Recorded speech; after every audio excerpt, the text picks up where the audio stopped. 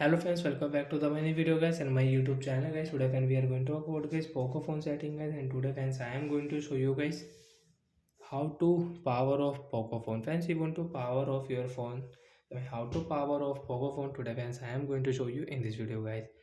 So before starting video friends, first of all go and subscribe the channel guys, click the bell icon, like the video. So friends, now let's see how to power off Poco phone. And guys, today I will show you phone secret setting, then guys you can power off without press any button.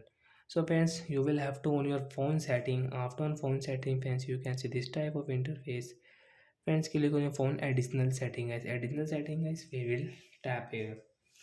Then guys scroll it, friends click on accessibility setting. Friends, you can see vision setting, hearing setting. So friends, you can see your journal setting, accessibility menu. Friends, tap here, and friends on your accessibility menu allow option, tap here and OK. So friends, now you can see get this movement icon on your screen. Friends, tap here. As you can see volume, recent tab guys, this notification is screenshot and lock screen. Friends, you take a screenshot with the shortcut setting. Friends, you can see.